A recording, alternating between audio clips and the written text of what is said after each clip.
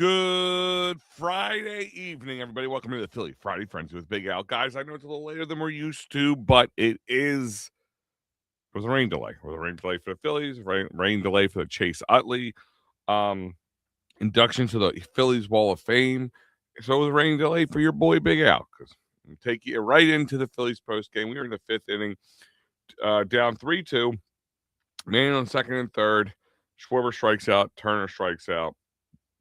3-0 count right now to Bryce. Got to be smart. He's got to get on base at the very least. Got to push guys through. Can't let that happen. Good evening, Bobby. Nice talking with you guys this morning on Phil's show, and I thank Phil for the plug as always. I miss working with all you guys. You know how it is.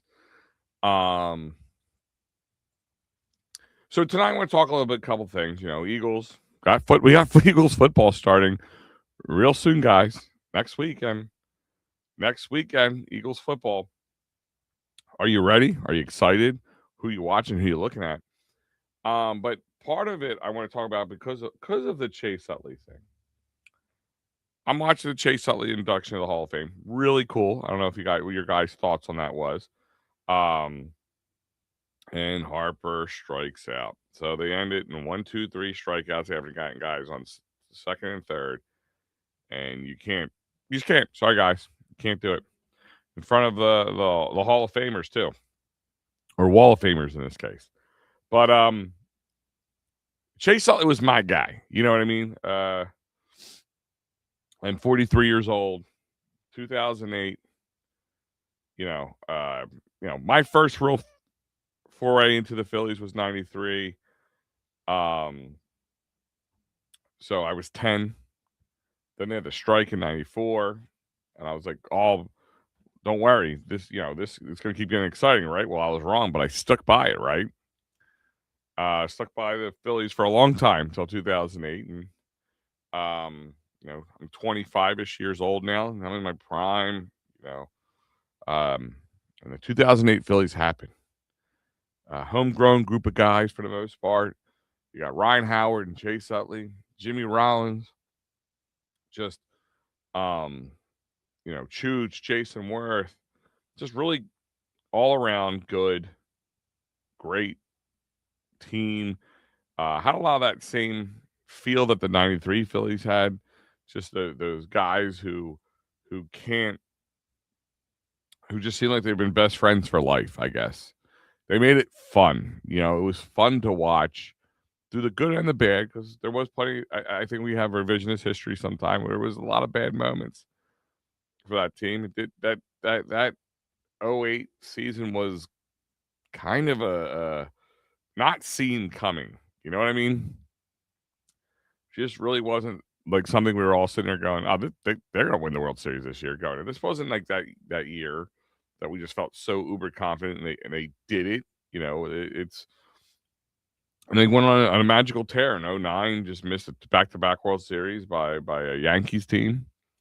10 and 11, and then you started to kind of trail off into that 12 and very long stretch up until where we're at now with the Harper and Schwarber crew and all that. But Chase Utley was that guy,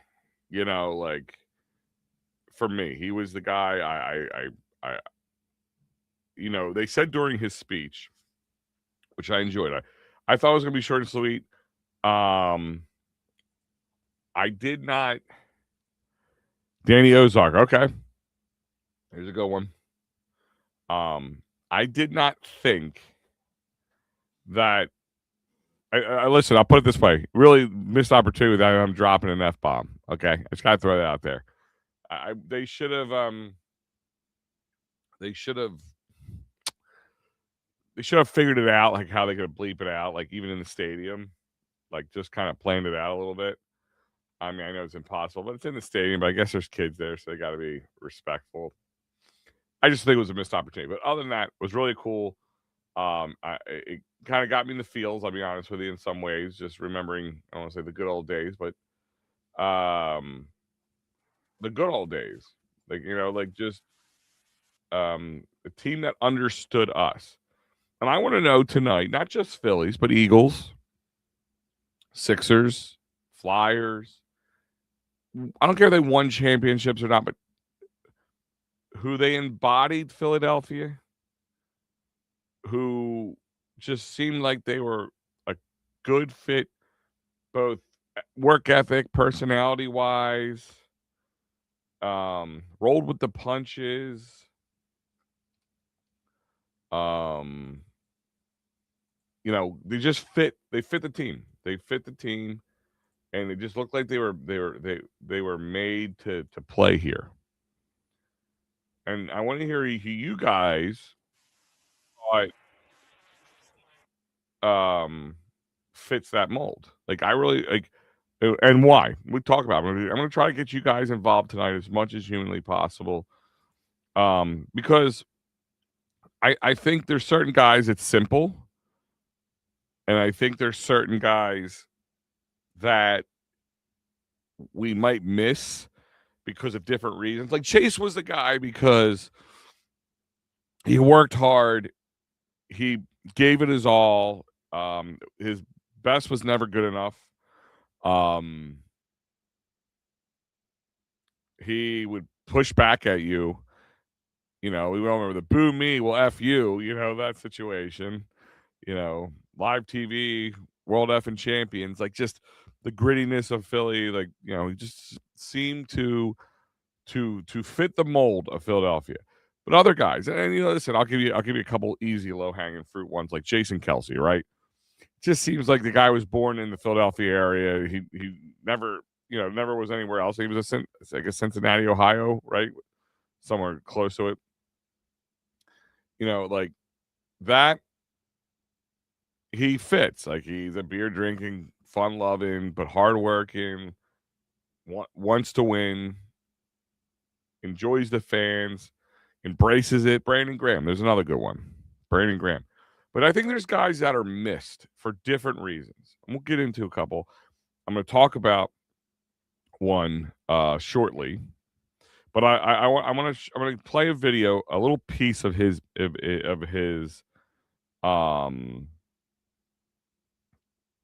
speech and explain to you why when it come out of it. So let me play it right now.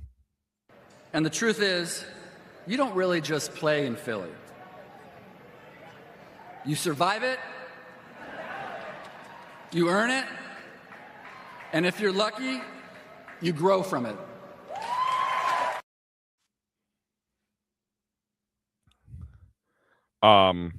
Yeah.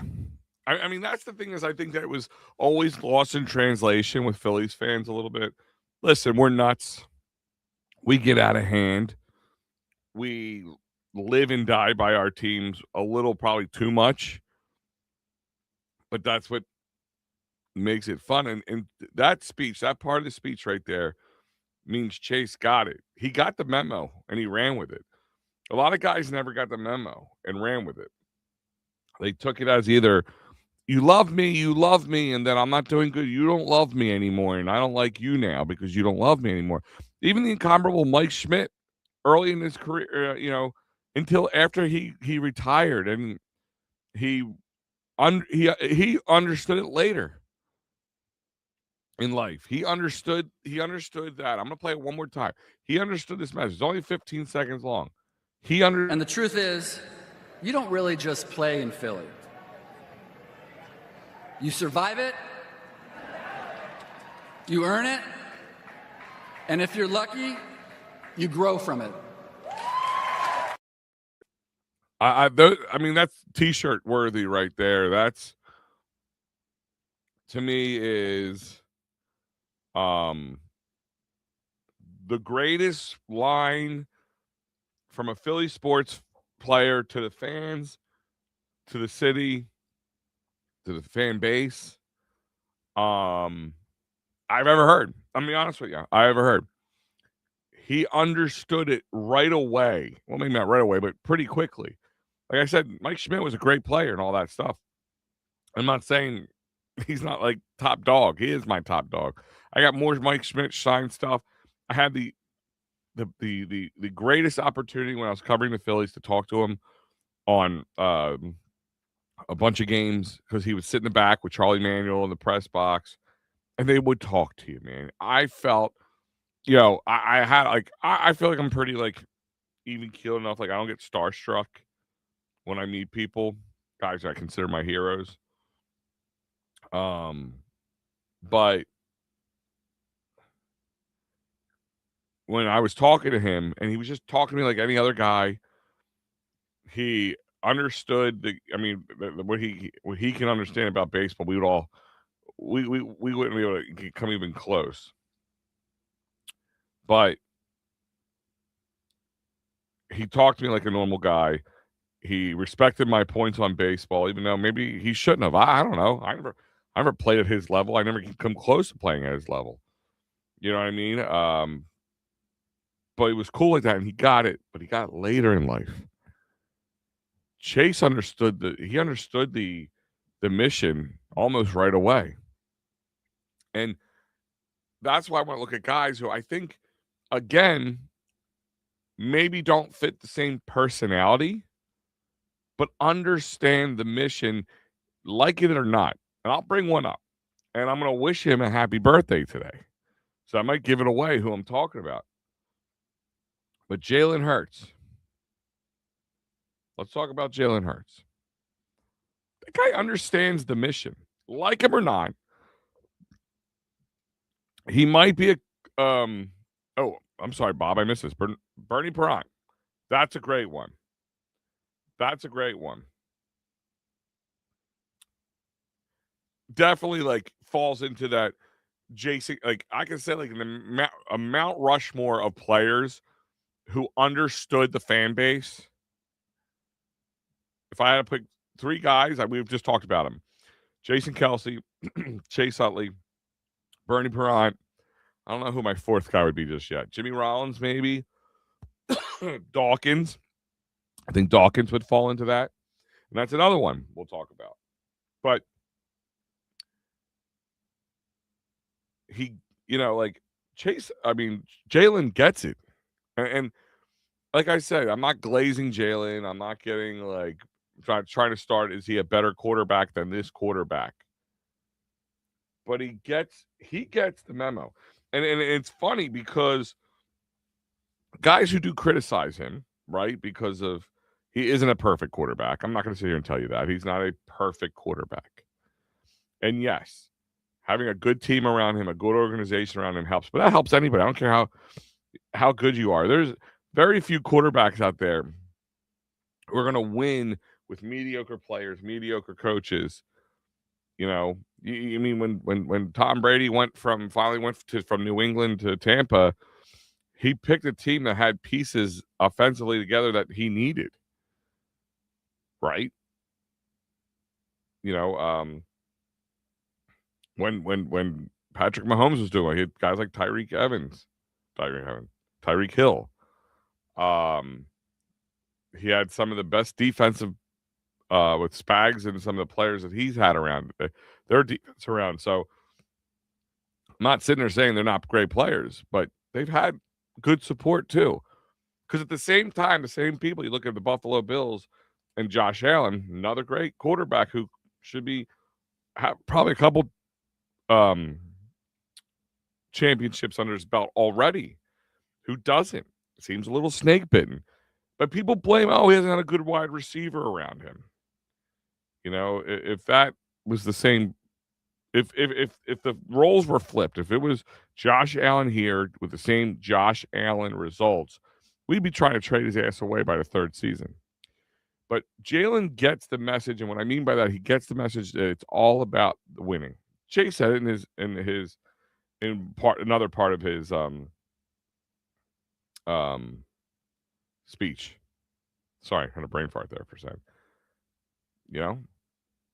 The main thing is the main thing, and the main thing is winning, right? That's all we're here for. In the long run, I enjoy the ride, but the winning is what I'm here for. And me and Matty B have gone back and forth on this all the time. But we agree that winning the championship, that trip down Broad Street, it's what it's all about, right? So there's guys that we love and we honor, like John Kruk and a lot of the '93 Phillies, Brian Dawkins, and a lot of the 04, 05, 06, 07 guys who never were able to get over the hump with Philadelphia. They just felt like we were snake bitten, that we were never going to win. It's easy to pick Bernie Perrant, right, Bob? It's easy to pick Chase Utley, right? It, and those guys, you know, won championships. You got 2 for Bernie in a row.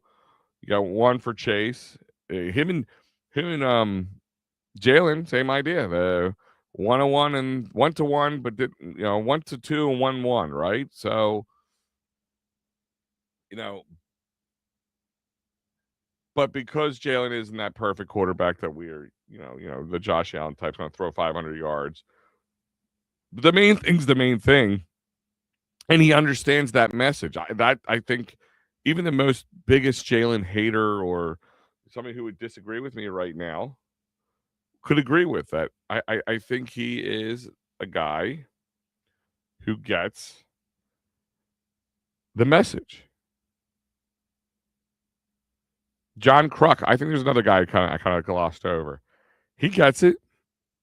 John Kruk is John Kruk. You know what I mean? Like, he isn't. I'm on TV and I'm being somebody different. Then I'm alone. I'm being somebody different. John Kruk is John Kruk, and I think that's what makes you more Philly. Like, this is me. I get it, but he never won. But people beloved him. So my point is, Jalen Hurts can fall into that category, even if you don't love his type of play, his way of winning. He wins. And I know you can sit there, oh, any quarterback can win. I don't agree with that. Because if that's true, then Josh Allen should have a couple Super Bowls under his belt. Lamar Jackson should have a couple Super Bowls under his belt right now. Right now, oh, he ran into Patrick Mahomes. That's bullshit.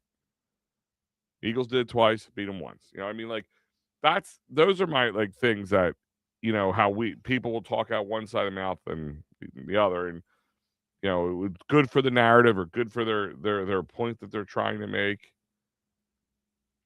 All that plays.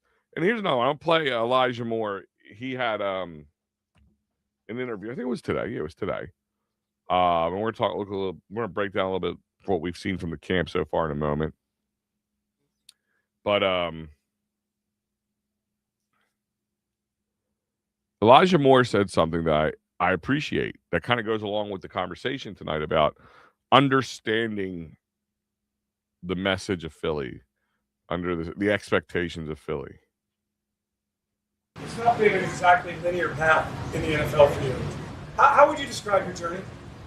I think that life is not a linear path. I think for any person, I think there's rarely, even some of the top players that get picked, that it goes exactly the way that they want it. And I think that's there to teach you lessons. I got kids, man. I got things I got to teach them outside of just having everything go my way. What example would I set if everything went my way? I wouldn't have nothing to tell.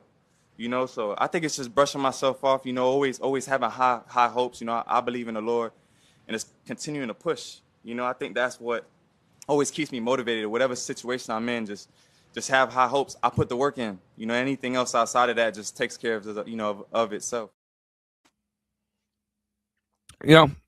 Put the work in.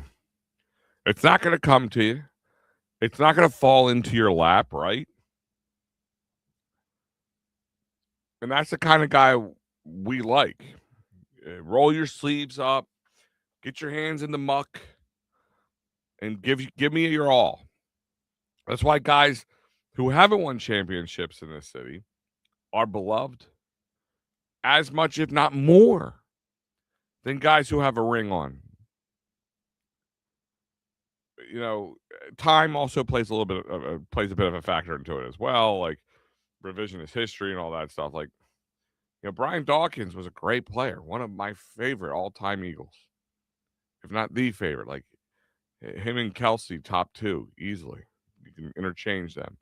Give Kelsey maybe a lead because of the championship. I don't know, but the doggone it, I'm going to leave it out all in the field. I want to see their soul escaping their body when I hit them type mentality. That's the Philly way, and what a lot of Philly fans feel like. And for the most part, that's true. But you know, I think we kind of pump ourselves up a little bit too, based on what we think of ourselves. These, but we are a hard knuckled, you know, group of people for the most part. You know what I mean? We expect a lot. We will buy expensive hats, buy expensive T-shirts, buy expensive tickets, go to buy a $27 hot dog and drink a $47 beer, spend $60 just to park our cars to go into a game I just spent 200 and some dollars to go into. I mean, we talked about this many times in the past. It takes me about $1,000 if I want to buy a decent seats to go see a game and bring my wife and two of my kids and buy them a hot dog and a drink. That's 4 tickets, 4 hot dogs, 4 drinks, parking. It's about $1,000.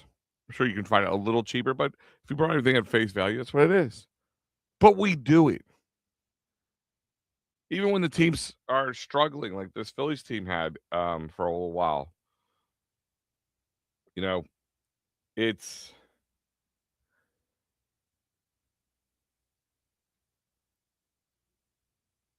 really how I'm trying to put this in the right terms.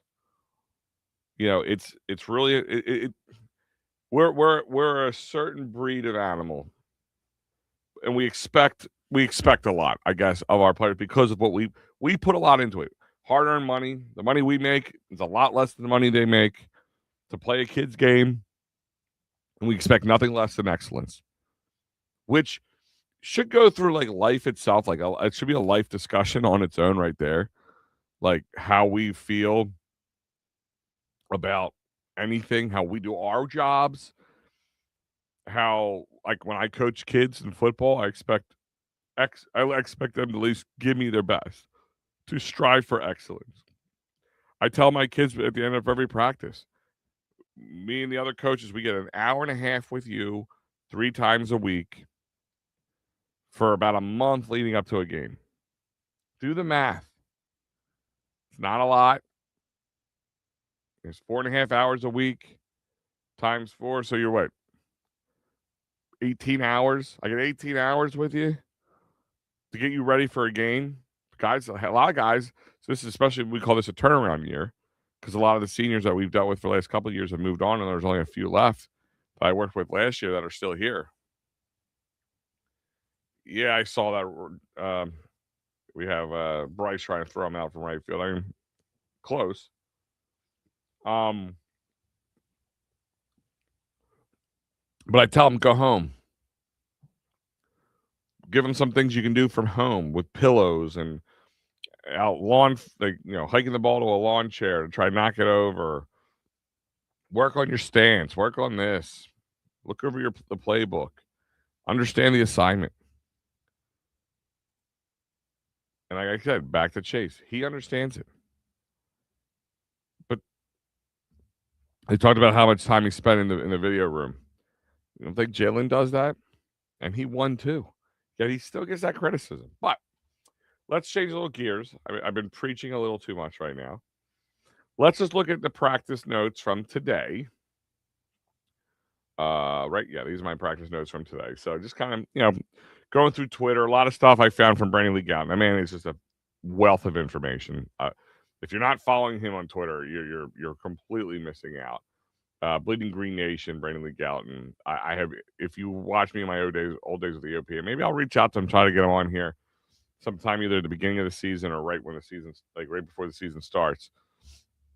One of the nicest individuals you'll ever meet. He will talk to anybody. He will come on and talk to you, but he knows his game.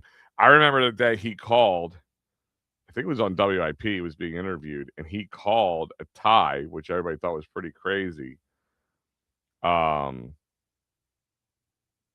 the Eagles Cincinnati Bengals, what was that? 8 years, 6 years ago, something like that. It was right before the pandemic, I think. Yeah, 7 years ago, something like that. But here's your practice note. Did not participate. Devontae Smith, he had a hamstring.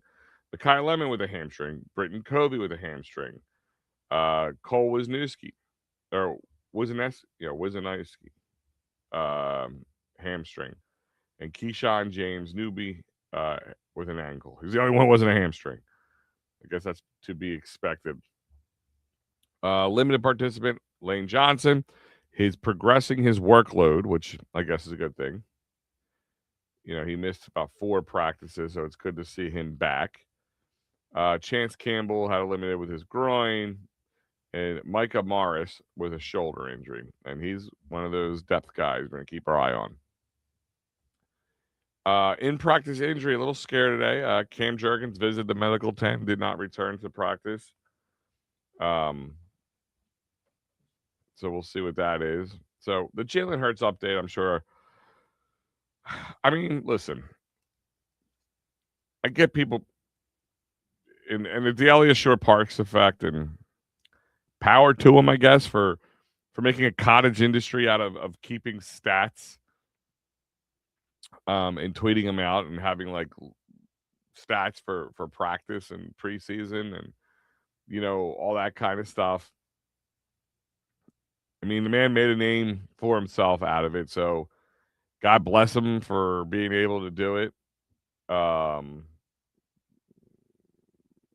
But I digress.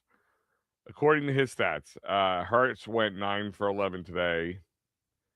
Was a relatively lighter workload for him as a passer, with the Eagles working on a good share of run plays. First play in 11 on 11 under center, play action. Hurts rolling right, completed a short pass to Elijah Moore, who I just played a video from. Hurts, flashiest, they called it, completion came from a play where he stood in the pocket and ripped the ball over the middle to Darius Cooper in a tight window. So a tight window in the middle should make some people happy. Let's see if he does it more often. Hurts connected with Dallas Goedert on a curl route. So there's that. Hurts juked Cooper DeJean in the open field, taking off running. Where he was seeing instant pressure from Jalen Carter and Jake Majors, who was filling allowed by Jake Majors, who was filling in for Jurgens after Jurgens got hurt. We talked about that. Hurts got Maro Jomo to jump off sides on a hard count, so there's that.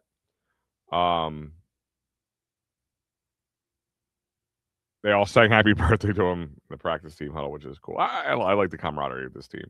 Now, on the other side of the QB conversation, apparently the QB quarterback battle update, backup QB battle update, it was Tanner McKee's turn to go first in the second team offense today. And overall, the feelings is McKee's been behind Dalton thus far. It's been close, but, McKee ripped the ball to Danny Gray along the sidelines. Probably his best completion all day. Multiple good completions with Darius Cooper. Touchdown ball with Johnny Wilson is another name. Yeah, no, Bobby, I get you. I get you. And this isn't just WIP. A lot of what I'm reading, my notes of the breakdown of the actual plays, is Brandon Lee Gowton. He is top notch. I'm just going to throw that out there. He is top freaking notch. Like, he is a guy, I read his stuff religiously. I base a lot of my research, my thought process. I'm very in line with him, and when I'm not sure about something, I look to see what he says, and then base my decision on that, subject or scenario or whatever, on about his expertise in this case. The guy is, he's the Chase Utley in my eyes of Eagles coverage. He just gives a rat's ass, and he does a good job of it, and he understands it. And it's not, he's and here's the thing is, he's one of the tried and true non-clickbaity guys. Like, I love his stuff for that big reason right there. He is not a guy who's going to come here and be like, oh, wow, look at this. He got picked off by Reek Woolen or something. And are we going to have a QB controversy? Is Andy Dalton going to start the season for the Eagles? You know what I mean? Like, that isn't him. He just tells it as it is. He's struggling. He's not struggling. He is struggling. You know, like he tells it as it is and puts his 2 cents into it. And that's why I know I've kind of glazed him a little bit too much in that one, as the young kids say. D1 glazing right there. But he is one of the few tried and true, like, big company names out there who's been around for a very long time, who I just have the utmost respect for because he is that good. But McKee had a touchdown ball to Johnny Wilson, as I said. The band, McKee, had a pass bad down near the line of scrimmage by Mondin. That's the big one. Dalton didn't have a bad day either, accordingly. Connected with Wilson as well. The goal line. He's a big and some small similar routes. Nothing crazy. This isn't a big surprise, but offensive versus defensive line 1-on-1 non-starter edition, as he calls it. Jake Majors got cooked by Byron Young. Jake Majors, he's a camp body in that one. Michael Jordan anchored well against the bull rush from Gabe Hall. Miles Hinton shut down Zion Wilson. You know, these are just, again, Eli Stowers was a guy that people were like getting a little scared about. Like, he was showed some signs of life today. Someone was wearing a Jason Babin jersey at practice. That was funny. He put that in his notes. And Jaylen Brown, new Sixer.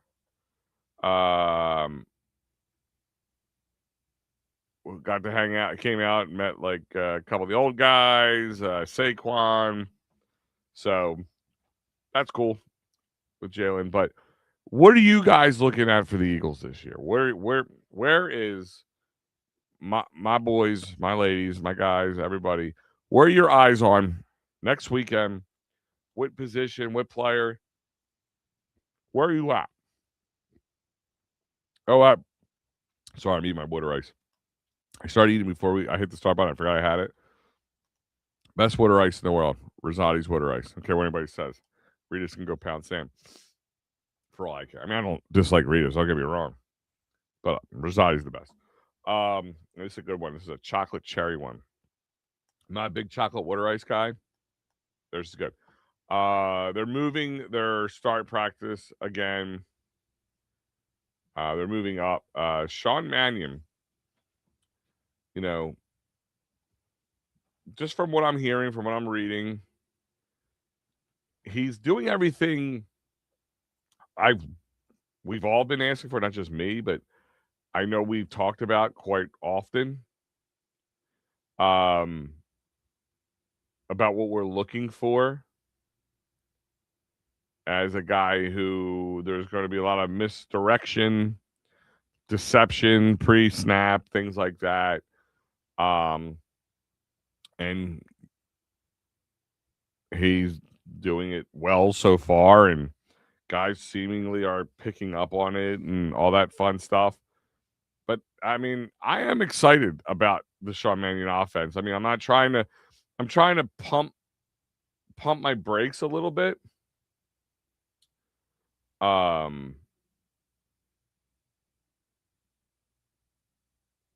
So, but I can't say I'm not excited for what he off. I mean, listen, we've had some really good offensive coordinators who have led us to Super Bowls.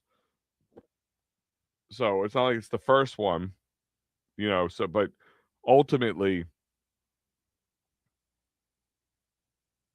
I'm really excited to see if he can live up to this young Sean McVay, you know, type offensive coordinator, possibly future head coach, abilities. And again, I don't expect that week one, day one, but I do expect it not to be super vanilla after the first quarter or two. I expect them to start going early and incorporating what we've seen, to be honest. Um, and again, like kind of talking about the how do I put it, the underappreciation of Jalen Hurts and of his all that. There was a video out, I guess about 3 days ago. It was Justin Herbert and his girlfriend or whatever, and they're literally at Chargers training camp. I know I could be taking this out of context, whatever, but I don't know if he's sitting on the ground and she's stroking his hair and kind of like doing that. Listen, by the way, I love that when my wife does that and just like kind of runs her fingers through my hair and plays with my scalp. Yeah, I'm in a trance at that. Like if I'm ever angry, like you ever watch the Avengers, the lullaby for the Hulk, and she puts her hand out and puts it in his big hand and yada yada yada. It makes him turn back into Bruce Banner. Well, that's what my wife would do to me if I was a giant green rage monster. But I'm watching this video, and it's literally a 4-second long video, 6-second long video, and he's sitting on the ground. She's kind of got her legs intertwined in him and just doing this. But there's kids running around, so it's definitely more than just a normal training camp. So they could be taking a break or whatever it is. But the optics. If this was in Philly and Justin Herbert had the same record, the playoff record that he has now, we would be crucifying him. Absolutely crucifying him.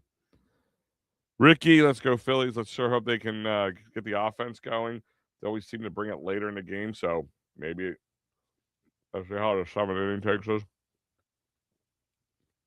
Wheeler had an okay game, not his best. Definitely was annoyed by the Blue Jays. One of the guys got kicked out because they didn't like something he was doing. I don't know. The guy ran his mouth and good old Wheeler. So the only thing I've seen is Matt Gelb said before the 4th inning, home plate umpire Tom Payne had a chat with Zach. Apparently, Jays had an issue with something. What something is, I don't know. And then they tossed the Jays hitting coach David Popkins, like Poppins with a K in it. And Wheeler just turns to the dugout and goes, "F you." I love it. I love how you just turn the whole dugout full of guys and just go, "F you." And it's like you wonder what it is, because if it's balls and strikes, ABS would do it, and they ran out of challenges pretty quickly today. The Blue Jays did. Our hitting, I mean, like the Phillies hitting. No, the Phillies hitting hasn't been great. We have to hope that they can pick it up now. Mesa's got to keep this at a 4-2 game right now, and see if they can wake their bats up a little bit. Maybe everybody had the delay, so you can't blame that. What kind of water ice, Ricky? You just missed all song about. This is actually a hometown thing, but you can buy it. It's a national brand too. This was made in Clifton Heights, Pennsylvania. A place called Rosati's Water Ice. And when I was younger, it was just a place you can go up to the window and get it. And then they started selling the stores, pretty much like the local Acme's and stuff like that. And they had the smaller ones. But this is called Let Freedom Ring. They had like a whole America base flavors. They had something 250 or Patriot 250, where it's like blue raspberry cherry all swirled together with a marshmallow layer like swirled into it, which sounds kind of weird, but really good. One of my favorites. And then they This is one of them. So it's chocolate water ice with cherry water ice blended together. So it's a chocolate cherry thing. Um, both of you are like, oh, I don't like chocolate water ice. I don't like chocolate water ice either, but I will eat this one. Very creamy, very good. I mean, you can get it at local stores. I don't know where you live, Ricky. They may or may not have it. But like it is a national brand now, but it started right here in Delco and Clifton Heights. So check it out. And they're great sponsors of the Clifton Heights Boys Club too. But I grew up on this when I was younger. This is an old man story right now. I'm 43 years old, and when I was I used to work out at a gym. It was called Massios in Clifton. The gym was a lot of different things. Piper after that and all this stuff. And we'd go for football, strength training, and here's a bunch of young buff dudes coming down, and these guys were, the warehouse was right like a block away from it. So they would, even when we were younger, they did this to us. But even when I was that age, they were like, come here, guys. We'll give you a case of like a 12-pack of water ice," which wasn't the smartest thing on our behalf. And I'll tell you why in a second. For two reasons. If you help us load up, you can do whatever flavor you want. If you help us load up these big trucks here real quick. So a couple guys get in a truck because they're like these freezer trucks, big old Mack trucks. A couple guys would just pull them off the skids that the workers were coming out with. And what we could do in, 12 minutes, would take them like 40 minutes. And they get to go home early, and they don't have to cost them any money because we're getting the company's product, not pulling out the money of the workers. So we would help them out, and they would give it to us. So like, unless you lived like right there, either your water ice is going to melt, or we would walk to the gym. And I know the owner, Mr. Mass, and all those guys were like, give me a water ice, or here, I'll stick it in my freezer for you. And then half of them were gone by the time I got to it. So it's one of the better ones, not the better one. I can't wait. Yeah, no, Bobby, that's what I'm talking about. Like, I'm not going. I'm going in there with reasonable expectations on Sean Mannion, but at the same time, after what we saw last year, and all that stuff, it's going to be hopefully a drastic change. Ricky, where do you live? I can maybe look. I know you go on their website, Rosati's Ice. They have a Rosati's Ice tracker, so you can put in your zip code or something. It's worth it if you can get it. That's a great water ice. My cousin Danny Gallagher had it on his water ice truck. Yeah. And they actually do this cool thing now. It's really inexpensive. I'm gonna do it for a party at my house at one point, like for my kid's birthday. You can rent they'll drop off a cart, like a freezer cart full of water ice, and you rent it, and they charge you whatever it is, and then they come pick it back up, and it's like a real nominal fee for something that cool and that nice for a party, especially in the summertime. Anything is better than Bobby. Anything is absolutely for your lips to God's ears, as we always say. Anything was better than last year's vanilla defense, right? Like it was absolutely horrible. Let me see.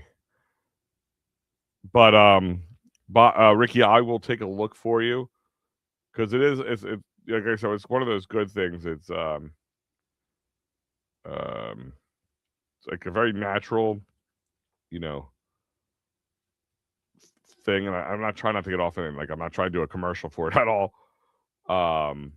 Just great company. Has been a big part of my life and the organizations that I work for. Yeah, the closest places to you right now I'm looking at are with about the Philadelphia area. There's not too much in the area of New Jersey, like just basic stores. So you have to come to Philadelphia, Delco area. So we've got a 15-mile radius, but that's what according to the website. So I looked it up for you there, Ricky. But yeah, like who else are you guys looking at though? Are you looking? What position for the Eagles are you guys looking at? And And right now, and we didn't really get to talk about this. I'm gonna, since it's on the TV, by the way, down 4-2 with 1 out, 7th inning. Crawford is up. A lot of the hits have been coming from our bottom of our half of the order, but the Luis Arise move, the big trade that I like. I wanted Luis Arise here before the season started, and maybe that would have been better in the long run. But batting a 324 when he got here, and hopefully he doesn't strike out, doesn't even swing and miss much. Hopefully he can continue to bring that. But the what are your guys' thoughts on the whole trade? Yeah, is it enough to get you back on track? Is it enough to make you feel semi confident in your fighting Phillies to make more of a push than you thought they maybe could before the break, before the deadline? I put the website in the comment section for you there, Ricky, so you can check it out. But was Luis Arise and the few arms, were they enough to make you excited for going forward for the Phillies? Like for them maybe to make more noise in the playoffs than maybe you thought possible before the move? And how about the defensive shakeup? I haven't even talked about that. Bryce Harper back in right field. A lot of people on his ass about being unwilling to move, unwilling to leave first base, and he did it. He said, "I'll do whatever's going to help this team win." Um, you know, he's in right field again. Bo moved to first. Stotts at third, doing a good job so far. With Arise now at second, and Trey still in the shortstop position. Do you like it? Does it make you nervous? Bob hasn't changed your mind at all. Like it doesn't even make you feel like, I'm not sitting there saying it's a World Series team now, but do you feel, does the addition of Luis Arise, or because he's not a left-handed bat, just the same as it always was? So the bullpen upgrades were Brooks from the Mets. You got Brooks Raley. They got like a Oakland got Seth Johnson. We got a outfielder Colby Thomas, but he's in the minors right now. And then Killian, who didn't really make the greatest first impression, but that's when the team was already down. And they didn't address the starting pitching, which, if you said in the areas that I was okay with them passing up on it with starting pitching, might come out and bite me in the ass for saying this. I'm okay. Like, really, to be honest with you, I'm okay. They needed another bat. They needed a guy who's going to make contact, and I'm okay with that. Everything I've been asking for. Like, maybe they're listening. I don't know. Whatever it is. But I'm okay with them not doing it, because when it comes down to it, a starting pitcher is only going to help us get to the dance. Not going to help us in the dance unless he can go to the bullpen. And that's a conversation that he had. I mean, Painter had a good start, but then he got another injury to deal with. That's a problem. Our two top prospects are injury guys. It's a thing we don't worry about there. Aaron Nola, if it's more than a mediocre team, is not going to give us much apparently, but we'll find out. I would have liked to seen it, but we don't need I would have taken a long arm for the bullpen, to be honest. Because you can make a starter out of him if you need to. and you can use him still in the playoffs. You know what I mean? That's how I look at it. You're welcome, Ricky. Anytime, buddy. This guy Little at the plate or on the mound, little control issue right now. Definitely Schwarber. Yeah, is this a thing? By the way, like I don't want to be that told you so guy, but what did I? I know Kyle Schwarber in the home run derby was fun. I had a great time, blast watching him. But since the home run derby, he's kind of been non-effective from the power bat situation. And he's an older guy. Like I know what the situation was. They're in Philly. Philly's going to come. They're going to support. They're going to want to see their guys in there. Bryce Harper. Bryce Harper should have been there. If it wasn't in Philly, Bryce Harper's not there. I would have rather seen him resting, but this is why I don't like my. And maybe this has nothing. This lull has nothing to do with it. But here he goes. He just popped into center field again, like not even close to the fence. Like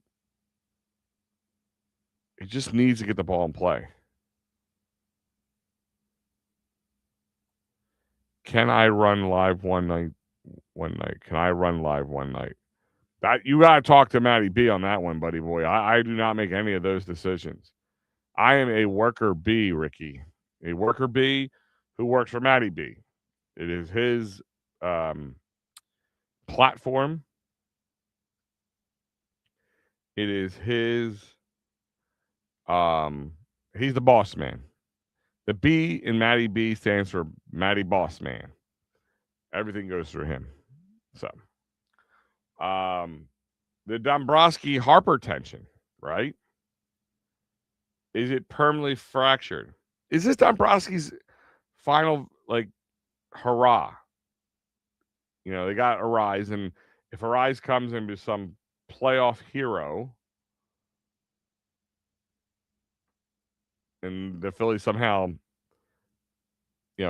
conquer the Dodgers, conquer the Brewers, and make their way to the World Series and beat whoever teams on the other side. Is this Dombrowski's last hurrah? And is that why tensions are so high with them? Not just that, because Dombrowski's pulling everything out of his bag. Like I'm gonna test Bryce Harper by calling him not elite. You know what I mean? Like, is that what he's going to do? Or is that what was he trying to do? Because then, like I talked about before, what Bryce didn't like that Dombrowski didn't keep it internally, he went and did the same thing pretty much. Breaking his stones and Preston Mattingly that they need to get people here, and he was kind of speaking out of school.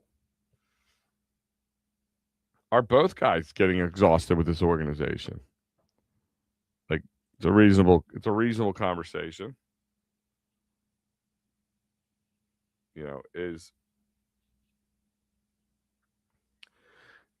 Is Bryce Harper, knowing his championship clock and his age is catching up, that maybe if it's not here for Philly, he needs to get out of here? And it's Dombrowski just knowing that he can't get it done. Trey Turner really sank in there and had a good at bat when I thought this looked like it was going to be another strikeout. Two guys on first and second, 2 outs, bottom of the seventh. We need to see a little Bryce Harper magic right here. I will tell Matty you said hi, Ricky. I will let him know that. But does Dombrowski need to be fired? I think so. I think his time has passed. But my point is, at this point, I should say, guy's waving his baby around for good luck.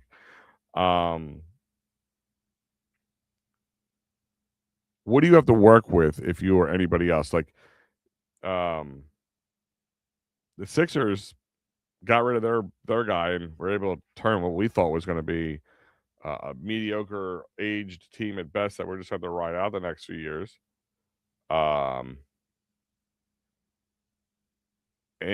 added Jaylen Brown and LeBron James,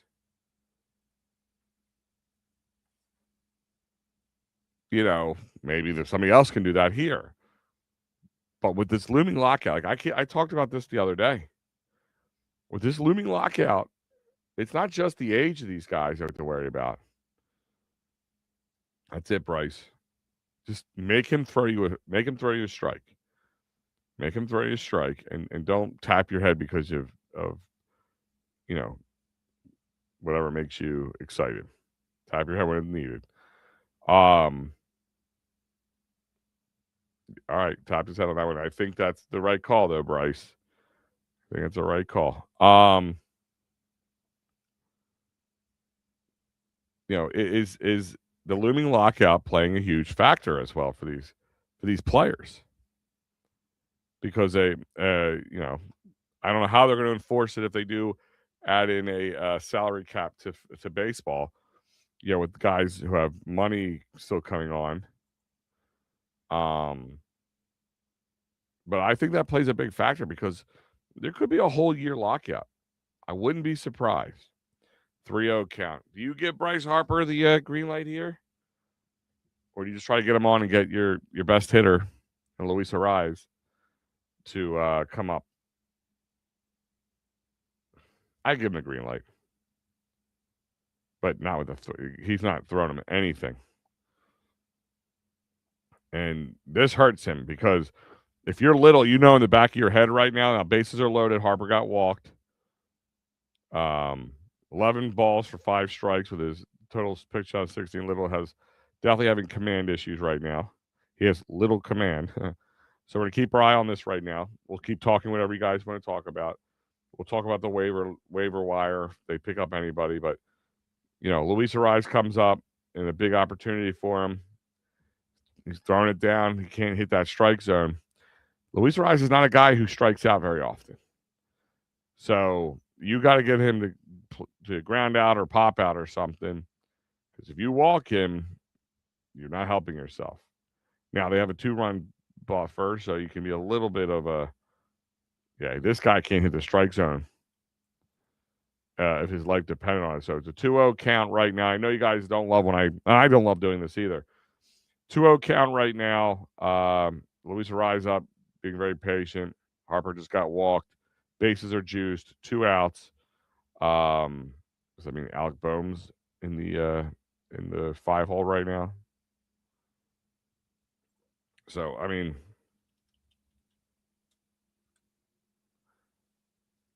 he made him throw a strike. Guy threw him a strike. That's what you do in these cases.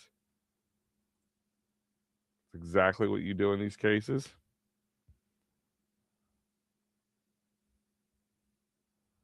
Oof, top of the zone.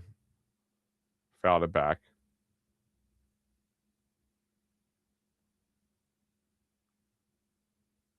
This is big. Arraez is 0 for 3 tonight. I don't love Bohm being behind him as my 5-hole guy, but it is what it is right now. Marsh isn't having much, and you got to break it up a little bit. The righty-lefty thing. Can we just talk about Luis a little bit? Like, his approach. He looks like he's got, like, ADD, like, up at the plate. He's like a little kid. He's moving all over the place. He swings. He reaches out. He tries to make something happen with it. Damn it. It sounded kind of good coming off the bat, but no bueno. Luis Arraez was not able to be the hero of the evening and at least get a run or two. He had a single there. He probably scored 2 players, tie the game back up. But nope, that is it for the 7th inning right there, guys. They're going on to the 8th. Killian will be coming in to pitch for the Phillies. And I believe Clement is leading off. So Caleb Killian comes in for Tim Meza, who did a good job. Tim Meza did. So happy with that. 1 2/3 came in for relief for Zach and won another inning after that and threw nothing but donuts up. But yeah, Bob, that's how it feels right now. All right. They have to listen. I've talked about the Phillies going into this. I talked about this, I think, Tuesday. I believe on Tuesday. This month of August, from a schedule standpoint, just kind of wins and losses by the teams and the strength of teams that they have in front of them. This is a month you need to stack up the wins. Come September. Come September, you got the Braves. Twice. You got. Sorry, my son doesn't understand when I'm talking that I'm doing a show. They does the Braves. They got the Braves, Astros, Braves. Then you got the Marlins and the Nationals and the Mets all in the month. Now I know a few of those teams aren't great, but they're divisional teams that would love to play upset. Ruin a postseason bid for us somehow. All that kind of stuff. So they need to do their job now, in my eyes. They need to stack the wins in August before it's too late. You came out to a crap start, then you turned around, kicked some ass, then you cooled off at the end of June, beginning of July. And you had, coming out of the All-Star break, haven't been great. Atlanta's continuing to win, which I don't even care about. I don't know about you guys. There's too much inconsistency. But I don't know about you guys. I'm not trying to catch the Braves, right? That's not what I'm trying to do. I am not trying to catch the Braves. I am trying to get to the postseason, and I would prefer not to catch the Braves. We need a humbled Phillies team who's hungry and angry and healthy to go into the playoffs to have any chance with the current makeup of where we're at right now. He did not drop that ball, by the way. Brandon Marsh did catch that ball right there. The ball fell out in the exchange. So I know people are just like, he dropped the ball. No, he caught it. He went to exchange the ball into his hand, and it fell. So that is in the exchange. That is still an out. So I don't think we have to worry about that. Are they looking at it? Are they really looking at it? Can they look at it? They don't have any. There would have to be an ump review, right?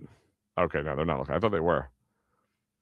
I mean, it's not just get to the playoffs, Bob. I mean, I understand what you're saying. Nah, it's not good. Home run, solo shot. Smith, Killian, not really ingratiating himself to the Phillies fans right now. 5-2, Toronto. I mean, it's not a good game. And oh no, they put jackets on. Let me ask you a question. Even the Phillies at times, but like, it's one thing if you put like a chain on a guy, if you put like a crown on him, or so it was the home run sombrero. That was cool. I like the home run sombrero. I remember, who was it? Bamboo Brad, who had the 3 sombreros on the one game because he had 3 home runs in the one game. They were putting on some like red, like magician's jacket here. Like, have these like post home run celebrations gotten out of hand? Just a little too ridiculous. It's one thing you wear a chain. I remember, I'll talk about Team Italy, right? I was all about Team Italy in the World Baseball Classic. I wanted America to win, but I was loving my Italian brethren were getting a chance, and they were putting up, a bit of a fight and making a name for themselves. But they were like drinking like shots of espresso on home runs, and like, you're gonna burn yourself or something, dude. Like, it's like one thing, you put on and they really like. I wonder how some older Italian people or people maybe take offense to things. Like some of the stuff was like they were doing this, they were just doing like stereotypical Italian things.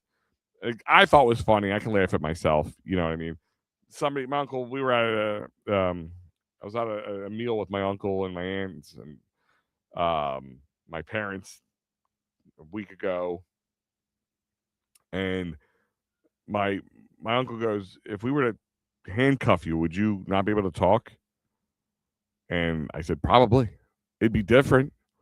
It takes me a lot. Like when I first started doing this, not to whack the microphone because I would grab it and I'd be shaking it and I'd be like, ah, yeah, go get him. Like I'd be like yelling and screaming um and then I'd hit it. Like I would be like, oh, did you see him? And then like I'd hit the microphone. Um, you know, but it's I know. I talk with my hands. I have that stereotypical Italian ability to talk only with my hands. I can't talk without using my hands. But I'm just saying, I'm surprised that somebody didn't complain about it, or we heard more complaints about it. I'm sure somebody did. Do we add anybody in the waiver wire? Guys who've been DFA'd? Do the Phillies had somebody down the line here? They have probably another week to add anybody else. 76ers. I've seen people online talk about they've got their jerseys already. They officially signed him a 2-year deal, and the man took a huge giant pay cut. I'm sure he's getting it somewhere else, guys. I mean, let's be honest. Jalen Brown had his introduction.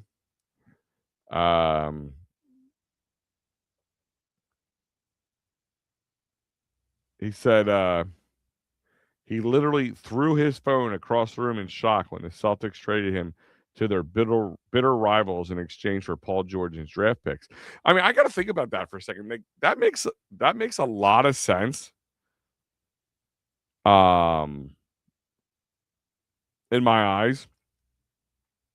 And it's not a slap in the face to us at all. But if I'm Jalen Brown, I know and he knows what he's worth. Jalen Brown is knows what he's worth, right? Like, well aware of what he can do and his abilities. It's no secret. That's why we were all excited to have him. But that's a fact. I just got traded. And I could see how, maybe Philadelphia wasn't the greatest of destinations because it was just you and then, and Maxey, maybe it's a little exciting from that standpoint, but you're bitter rivals.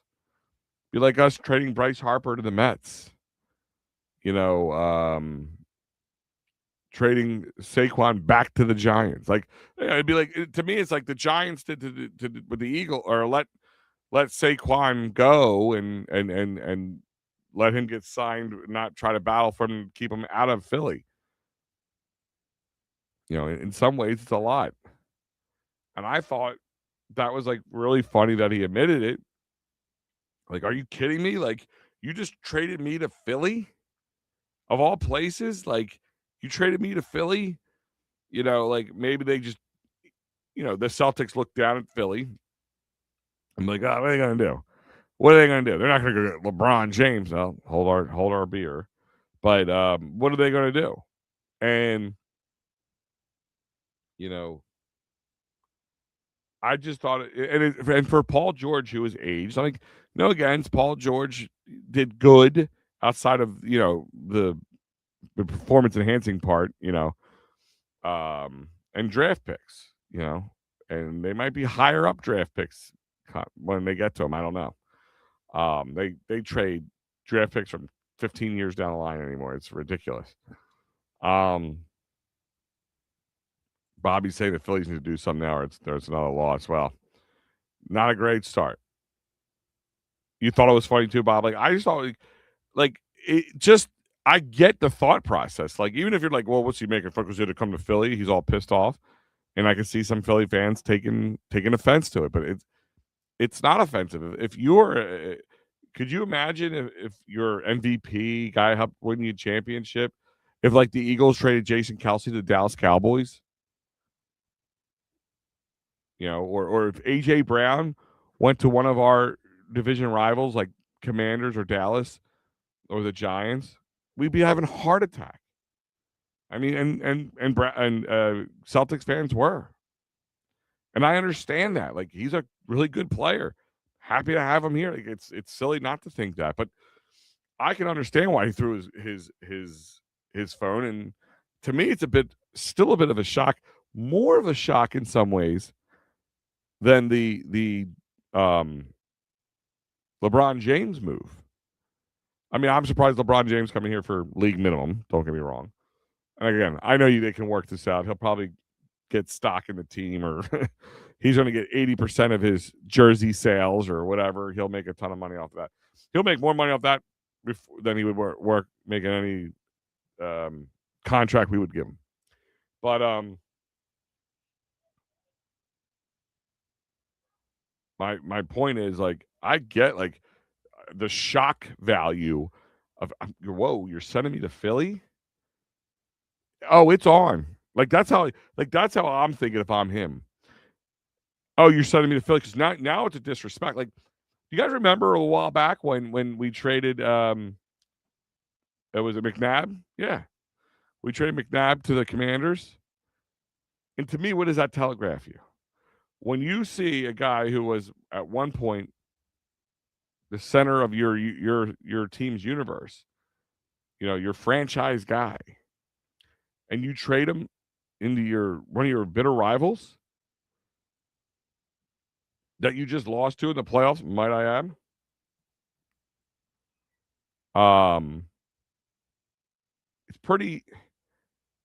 It's on. Like, that's what I'm thinking. Like, oh, there's no respect now. Not only did you just give up for a guy who's like 5-7 years older than me, who's past his prime, and for some draft picks that can mean nothing, you set me to our bitter rivals. So the return, in my eyes, isn't worth what I'm worth. That's what you're telling me. And it's a quiet 1-2-3 inning, end of the eighth. So we'll be going into the Titans final in the not too distant future. If this continues with looks like an L, but we'll see how this turns around. But my point is, I could see Jaylen Brown's frustration, but like also just sure surprise of what's like what just transpired. Like, because even I was shocked when I heard that. I'm like, wait, what? And for Paul George and some draft picks, like I had to check that like 3 times because I saw it from, was it Shams who first initiated? Like, I was like, wait a minute, this can't be right. This has got to be one of those joke accounts. Like, I'm like reading each character on the on the Twitter handle to make sure I'm not reading this. I'm reading this correctly. This isn't some fake account, and it wasn't, obviously. But my point is, I can understand the shock value, and now I want revenge, and I want to see. I think in the back of my head, the most hungriest guy to bring the Sixers a championship on that team now is not Embiid. It is not Maxey. It's not even LeBron James. It is Jaylen Brown. That's who it is in my eyes, because now it's the revenge tour. That first Celtics Sixers game, and I'm going to guess this might be a Christmas Day one, because we might be real busy around the holidays, us Philly fans, between all the stuff that, but the Eagles, the night or Christmas Eve play, and I believe the Sixers will be on Christmas Day with the Celtics. Must see TV, maybe a Christmas present for all of us. And the visceral angst, the angriness of Jaylen Brown, it's going to be something to see, and it's going to be more to see than Embiid, Maxey, and or LeBron James at that point. That's what I'm excited about. I think that situation, this conversation I'm having with you, has kind of gotten lost in all the LeBron James. We won the LeBron James sweepstakes. We got Jaylen Brown. Now we got LeBron James. We got Embiid. We got Maxey. We got VJ Edgecombe. we got a bunch of guys, some veteran standouts. I call it bargain deals. Um, like that's like a big piece of it that I think has not really been talked about enough and kind of underappreciated in the conversation. Last 3 outs, Bobby. You're absolutely correct, my friend. Like they got to do something now. I mean, it's like poking a dead bird with a stick. Is this thing gonna fly? I don't know. But like, do you guys feel like the Jaylen Brown thing was kind of like too under the radar because of the whole LeBron James, or just I honestly that's what I'm most excited for is this the angry Jaylen Brown who just wants to beat up on the newly owned Celtics. Don't forget, this is a new regime. Maybe they're trying to cut costs by cutting costs. Cutting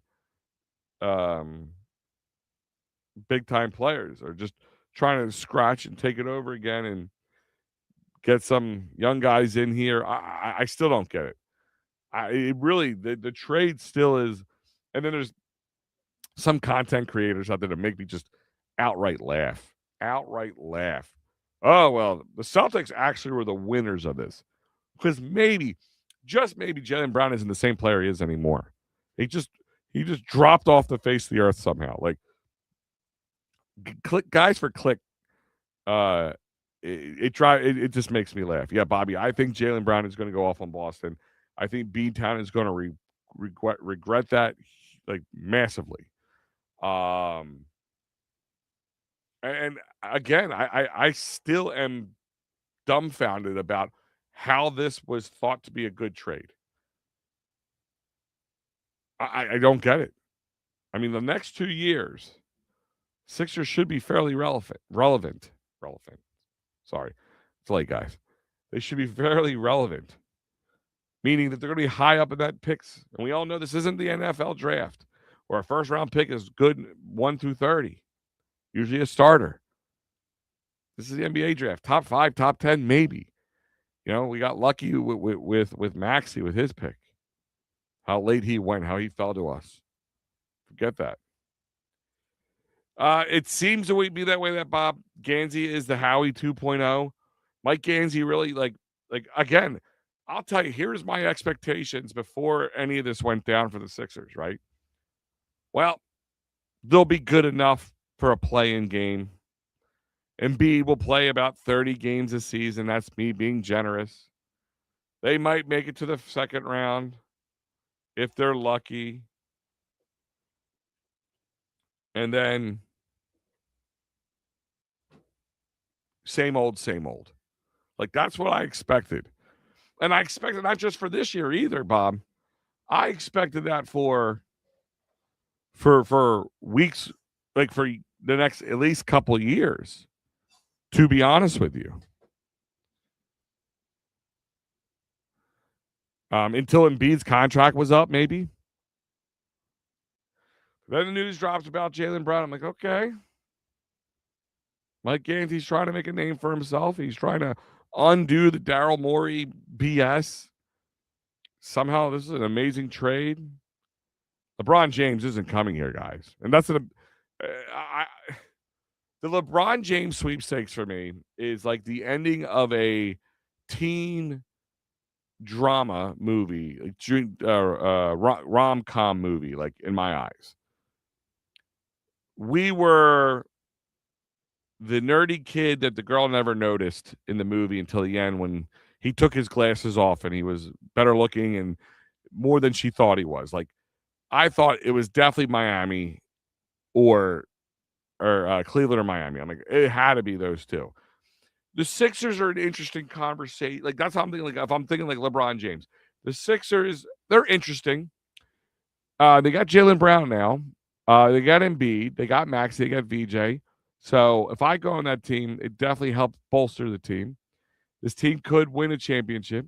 It could bring a championship-starved team. Remember, guys, I was only a few months old when the Sixers last won a championship. I'm 43 years old now, so 43 years ago. My point is, like, I thought we were just possibly that guy that she started to notice, but she ultimately takes the other guy, and it happened. And I'm still I'm still a little flabbergasted about it, guys. I'll be honest with you. I was never the biggest I love LeBron James and he's the greatest of all time. No, I'm still Michael Jordan. Sorry. You're not going to change my mind. There's nothing you could tell me. Even if LeBron James brings my Sixers, a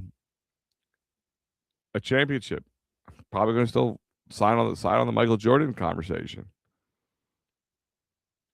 But with that being said, is he he does add something. Yes, he's 40-something years old, and he's definitely probably not the same guy he was 2, 3, 4, 5 years ago. But he's still LeBron James. He still commands the respect on the court.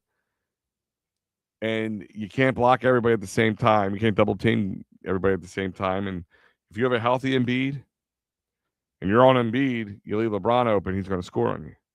I think LeBron's going to be the king of assists. That's what I expect to see from him. To be completely and utterly honest. I'm not saying he's not going to take it he's not going to be Ben Simmons again and go, oh, I'm under the basket. I'm going to pass it out. No, I think he's still going to drive to the basket. But I think one thing LeBron James is not stupid.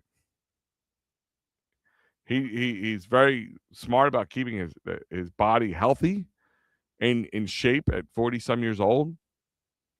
Obviously, he's passing this along to Embiid, which is awesome. That kid made a great catch there. That was pretty cool. All right, strikeout. We're going to the bottom of the ninth. 3 outs left for the Phillies to do something. And as they do that, I'm probably going to just switch it over here to the final, just so I can have it ready. Unless they tie this game up, right? Unless they tie this game up. We'll see. We'll have it ready here.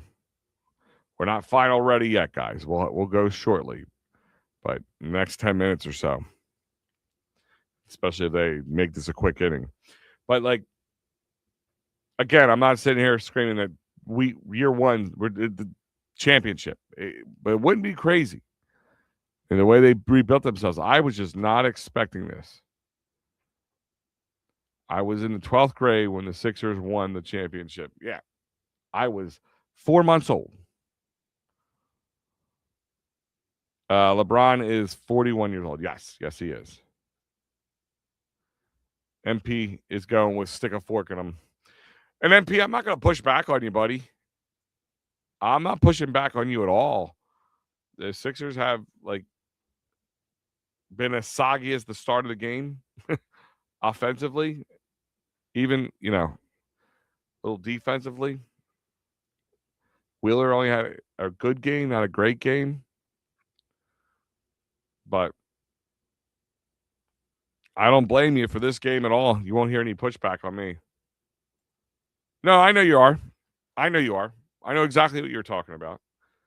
Talk about the Phillies. Not going to push back on you. Bob, I'm back on the Sixers bandwagon too. I mean, and as everybody should. And listen, we know the dopes. I'm going to use that term for a reason. The dope and dope junior, who are saying it's the worst thing that could ever happen to Philadelphia. This is not the worst thing that could happen to Philadelphia. If we brought LeBron James in as our centerpiece and had nothing around him and thought we could win, that would be stupid. LeBron James isn't the best player on our team. Jaylen Brown is, in my eyes. We got a knuckleballer here, guys. We got a side thrower. The Phillies either do great or can't do crap with this. It's interesting to see how this plays out. Bryson Stott is up. Guy hasn't got it above Bryson's ankles very far yet, but we'll see. I'm sure that'll change. Yeah,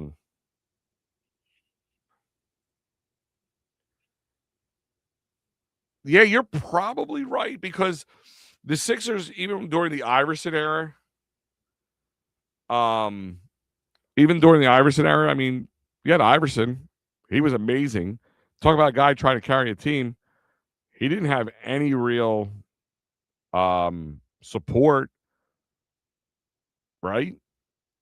So, yeah. NPI probably agree with you on this. I wish I was a little older during the Dr. J era. All right. Got a guy on. Stott did his job. This guy couldn't get a pitch in the strike zone except for one. So you're probably not off the beaten path. Yeah, they are. And listen, Bob. I grew up on Howard, and I liked Howard for years. Like you know why? Howard's a fraud to me, and I'll tell you why. This is why. He always used to use the term social media ain't media or social, right? Or it's neither one of the two things that it's in its name. Yet, if I asked him to, then delete your Twitter account and just do your job without it, he'll tell you I can't. But he says it's all fake. But he's the biggest clickbait artist. Oh, him and his son. I don't know. They're trying to outduel each other on that. Quan Crawford. Don't give this guy any free passes. He's been having a hard time with the strike zone. You got a guy. I think Stott needs to steal here. We need to take out the double play option for him here because Crawford might give this guy a free pass, and he's way off the plate. What, dude? Thank God for the box because there's so much deception with it. Like that ball looks a lot closer than it appears when it crosses over the plate. I'm a lot older than the most on here. I remember the feeling when we got Dr. J. You should have leaned in that Crawford. Sorry. You lean in. Chase Utley's here tonight. You just inducted him in the Hall of Fame. You lean into that pitch. Take a hit, get on base. Let Schwarber come up and tie the game, right? Right, guys? It's Chase Utley Wall of Fame night. Somebody should lean into a pitch, right? Yeah, I wish I could have been old enough to understand that time frame. Oh, he would have been walked right there. That was ball 4.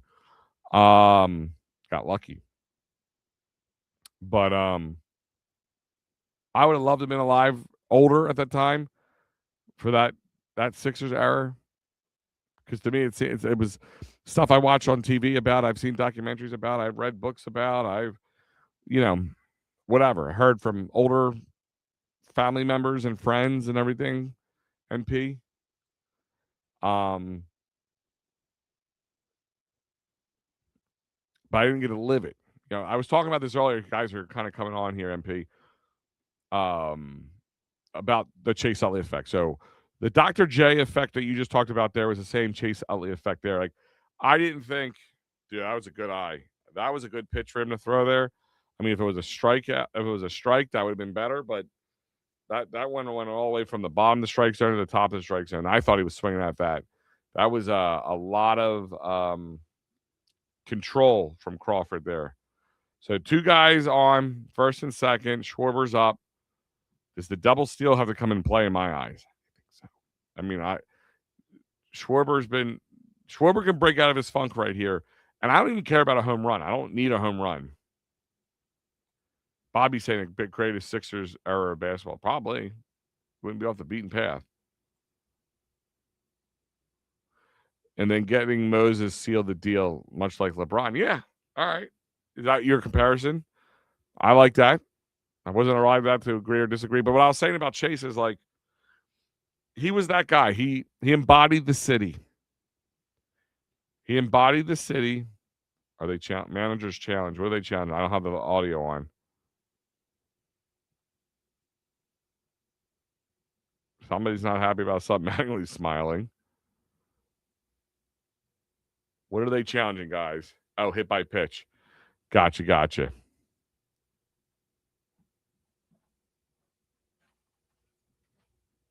Oh, no. Catcher's interference.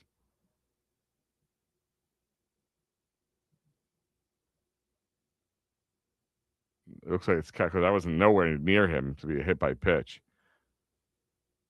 Schwarber just needs to get on base, in my eyes. I would like to see a well-placed hit. I would love to see a home run for him, but again, I love this team to learn not to live and die by the home run. Get the tying run at the plate and hit over the fence. No. Get on base, get a guy across the plate, keep two guys on base. Go for the win, not for the tie. But that's just me. But like how Chase Utley understood the mission. Chase Utley understood what it's like to play in Philly. I'm going to play this piece of media. I played it twice earlier. A lot of you new guys came in. Bobby's been here the whole time. So, Bobby, just sit through this for a second with me because I want the new guys to respond to this. Here it is. I have to flip this back over. Here's the video. And the truth is, you don't really just play in Philly. You survive it, you earn it, and if you're lucky, you grow from it.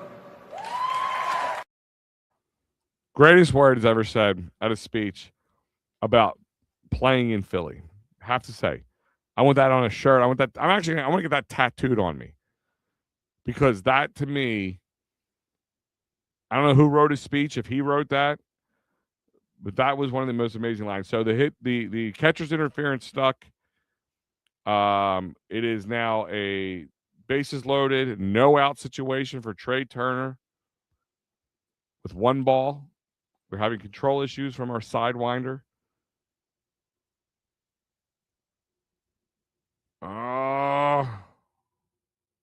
He bobbled it. But only one out. That could have been two outs. That might be a huge break for the Phillies right there. So Jimenez fielded that ball, but no, which looked like a routine double play. He got it. Went for the. I don't know if he's trying to get a guy out third, but when he was looking back at third, the ball came out of his hand. That was a huge misplay from the Blue Jays. Well, I guess we're a little behind Bobby on that one, but yeah, huge misplay. Only one out. Guys on the corners here. Bryce Harper has got to live up to the living legend moment. Guys kind of starting to find the strike zone a little bit. So that means he's going to put it in the strike zone. He might just challenge people. I mean, there's still the opportunity. He's trying to probably challenge the double play. As Bobby mentions here, 5-3. Only one out. Guys on the corner. Bryce is up. 1-1. The Phillies make it interesting, guys. I mean, like when you think you're done, they pull you back in. And I know what you guys hate, and I hate doing play-by-plays, but the moment is kind of calling for it. It's another ball, 2-1. There we go. Another 2-1. The rally caps are on, ladies and gentlemen. Come on, Bryce. You just got to be smart. No free passes. That's what annoys me about this team is the free passes they give guys. Guys are struggling. Guys trying to struggle hit the strike zone. And you swing at stuff that's in the dirt or way outside or way inside. And that's the free passes I talk about. That's the stuff that really irks my soul. I mean, he fought off a ball there. I get that.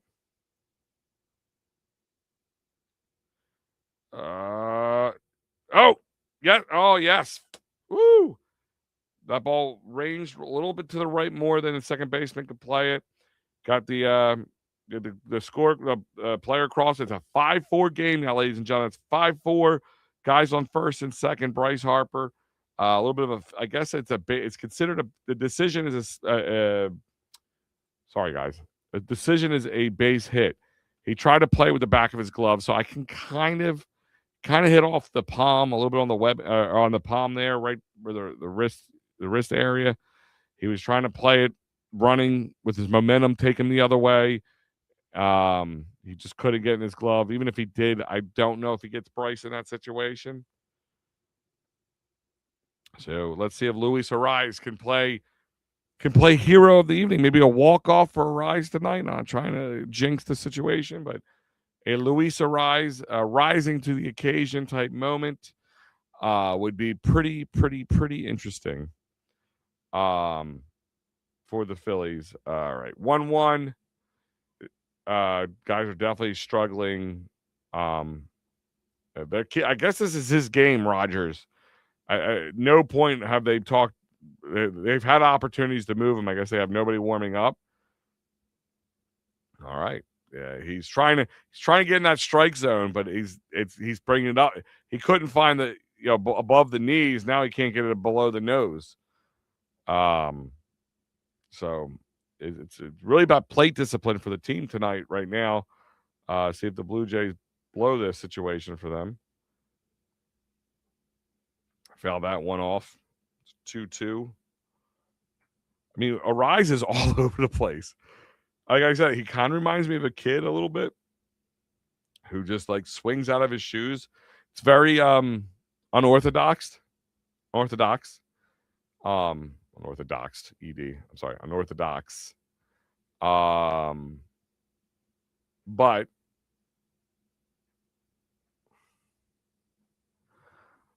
he's effective nonetheless. He's fighting him off. Like the guy doesn't strike out typically. He just doesn't.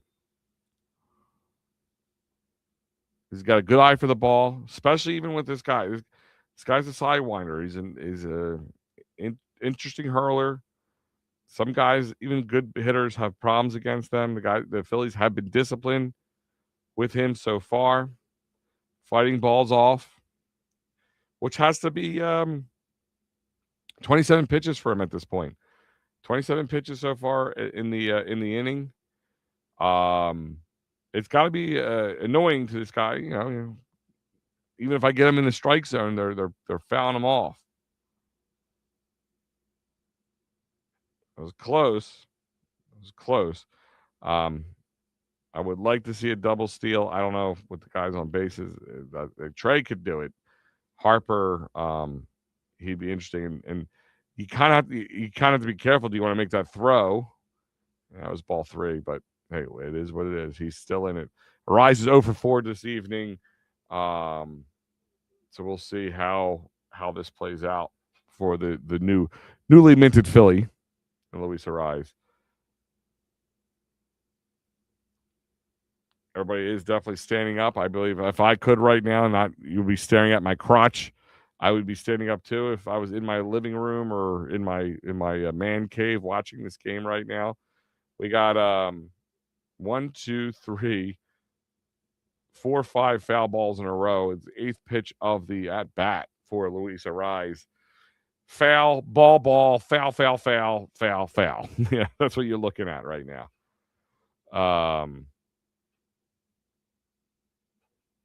Ooh. This is where that challenging situation comes in handy. That was probably a strike, ladies and gentlemen, but since Toronto is out of challenges. I mean, it was very close. It's still been close to challenge. Boom, walked him. That was huge. So them not having challenges was big right there because that it looked like it tasted the corner. Am I wrong? Guys, agree or disagree with me on this one, but am I wrong? Because that one, that was right there. Well placed single hits. This game's over, ladies and gentlemen. I have to add that with a W for the Phillies. So if you were betting for them to lose, I wonder what that in-game bet would have looked like for a Phillies win at this point. Put $20 down, you probably could bring home $200, right? Easily. I'd have to see what it is, but just saying. So really big at bat, Alec Boehm, the double play machine. Oh, got Trey out at home. That was close. Hold on. Trying to see this. It looks like they got him in time. I don't know if Trey got his foot in there or hand in or whatever. They do not look like they're challenging it, so it will stay. Bases loaded and 2 outs. Yeah, he did forget that, didn't he? He just had to step on the plate. I think he was. I don't know if he forgot it was a force out MP or if he was just he was just making sure he was on the plate. I mean, maybe he didn't know, he couldn't tell with his shin pad down. Yeah, but I think he did forget it was a force out, I guess.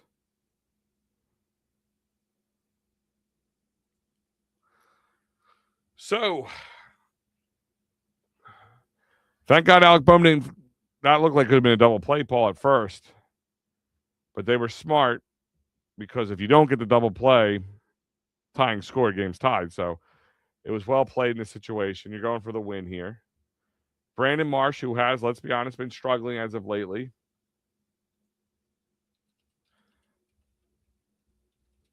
He has not been the Brandon Marsh of the last year. I want to see what his numbers in July totally were. 20 games, 17 starts. Let's see.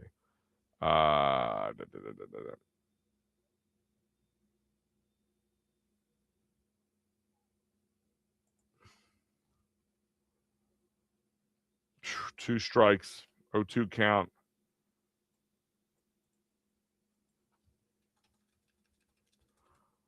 Come on, Brandon.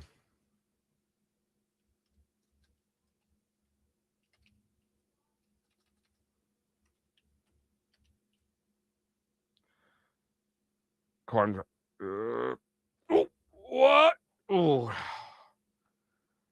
I thought that was close. That was close.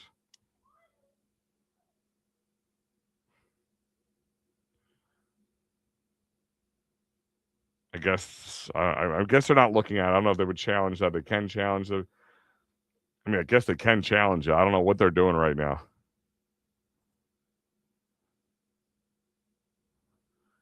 I mean, Brandon's trying to. He's struggling. You could tell. Hold on. No, he's out. He's out by a mile, guys.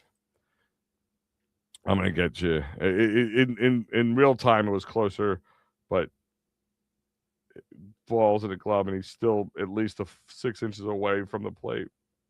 I mean, he made it closer than it should have been, but let's do this.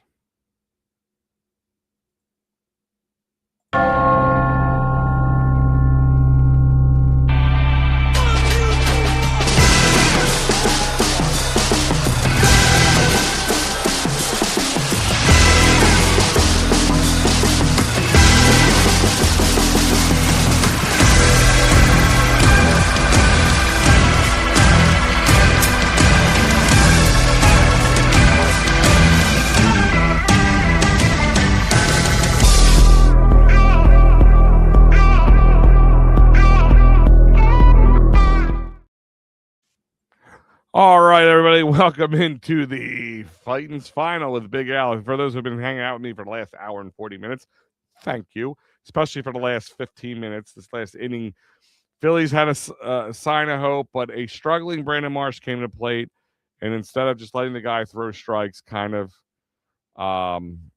gave him an opportunity to salvage the game. No, he was not safe, unfortunately.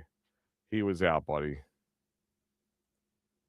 He was out. Once they slowed that down, his foot was at least 6 inches. It was hard to tell from the angle, like, 'cause it was behind him, but it was at least 6 inches away. He was out, my friend. But Phillies lose tonight in the opener against the Blue Jays. Offense was fairly quiet again for most of the game up until literally the ninth inning when they brought out their side throwing relief pitcher, and the Phillies, and he was having trouble finding the strike zone, and they made him almost pay for it. It was almost. Tonight, box score looks like this. Schwarber was 1 for 4 with a run scored tonight, 2 strikeouts. Hill came in as a pinch runner for him. Turner was 0 for 4 tonight with an RBI, a walk, and a strikeout. Harper was 2 for 4 tonight with 2 RBIs, a walk, and a strikeout. Arise was 0 for 4 tonight with a walk and a strikeout. Bohm was 0 for 4 tonight with a walk. Marsh was 0 for 3 tonight with 1 run scored and 2 walks.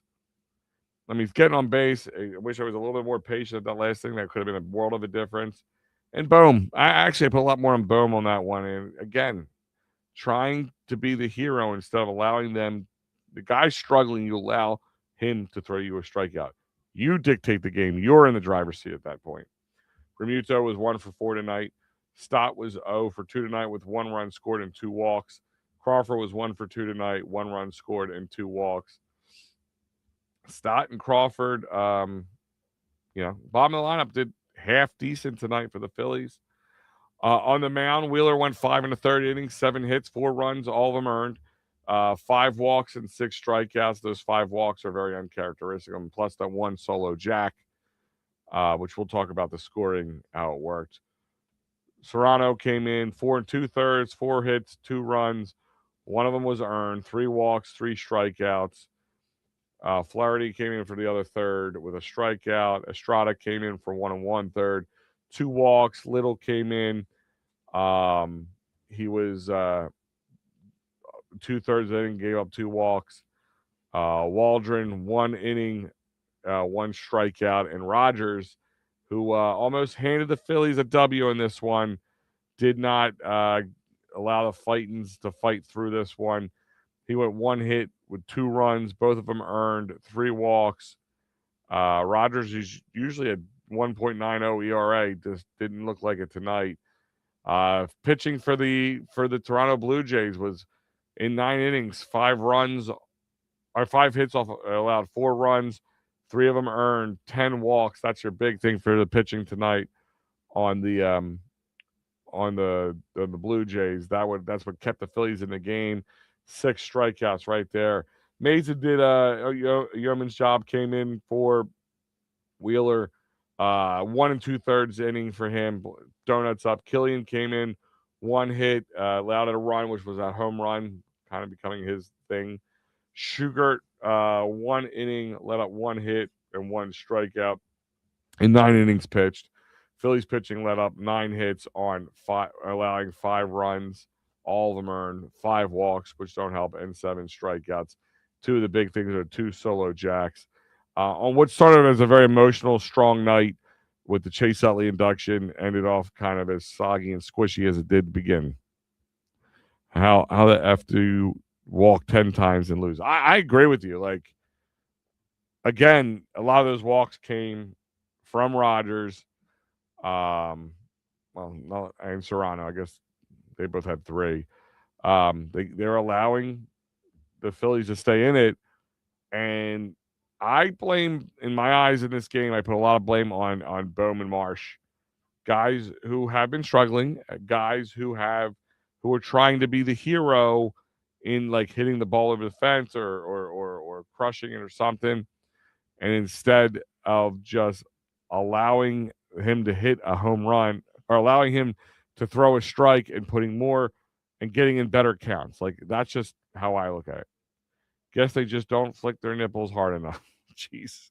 Noobs, you've been on fire lately, brother. On fire. Let's look at the scoring for the evening. In the top of the second was that first solo shot. Jimenez off of a Wheeler to right field, making it 1-0. Bottom of the second, JT singles on the line drive. And Brandon Marsh scores, making it 1-1. Top of the third, sac fly. Bateman scores. Toronto's up 2-1. Bottom of the third, in the back right, what looks like a little bit of a ping pong match. Bryce Harper singles. Kyle Schwarber scores. It's a 2-2 game. The bottom of the third. Bottom of the fourth, Nathan Luke singles, scores. Josh Smith makes it a 3-2 game. Top of the sixth, sac fly makes the Toronto lead a little larger with a 4-2 lead. Bottom of the eighth, Josh Smith adds a little more insurance, which obviously was sorely needed in this case. 5-2, because if he doesn't get that, this is a tie game at the very least. Trey Turner then in the bottom of the ninth gets it started off 5-3. Bryce Harper makes it 5-4. And that is how that game will end for you on that one. Nothing was more embarrassing than the bottom of the fifth. Oh, absolutely. Absolutely. your lips God's ears how that played out. But listen, it should never got that far. That all had to come in the ninth inning, but you have to go win the series now, and you got to win 2 in a row, bare minimum. And that's not easy. Phillies are now 62-55 on the season with a home record of 31-29, and that is not bueno if you want to be, if you really want to make a stink. Blue Jays stay at 55-62, so we're reverse wins loss columns, and they're 5th in the AL East, and we stay at 2nd in the NL East. Like I said, Wheeler didn't have his greatest stuff tonight. It wasn't horrible, but wasn't great either. I'm willing to tip my cap to the Nats for the last loss, but this one is pure garbage. Yeah. No, I mean, the Blue Jays tried handing it to them. The Phillies they're playing hot potato with the W. Nooms. Bobby, me and you both, buddy. At least they didn't use any good relief pitchers tonight, right? And yeah, I mean, that was clearly catcher's interference, by the way. I mean, I don't know why that took so long for them to confirm it, but whatever. Let's take a trip around the bases and we'll get into the bottom line here. You guys have been with me long enough tonight.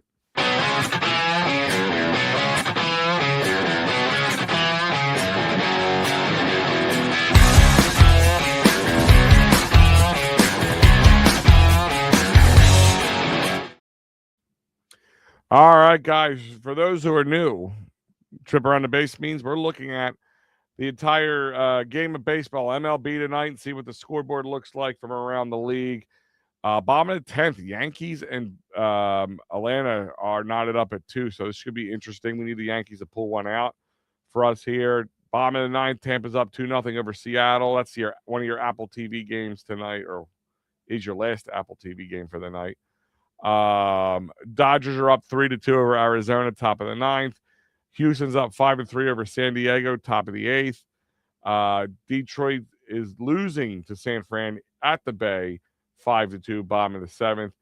The Mets, and final in the evening, the Mets beat Pittsburgh 6-4. Of course, the Phillies lost 5-4 to the Blue Jays. Washington beat Cincinnati 5-3. Boston, man, Boston's been on a tear, man. I'll tell you. They were in the same seat as us for a while.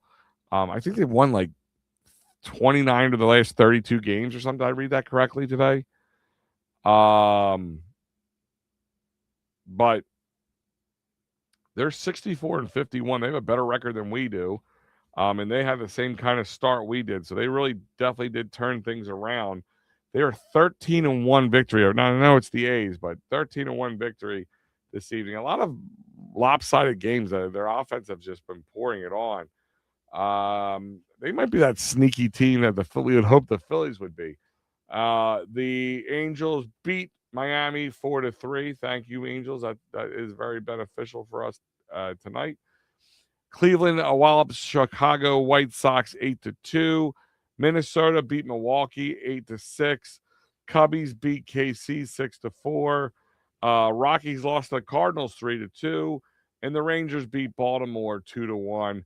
And that is all your final games tonight. Let's look at the wild card standings as of right now and hit the refresh button.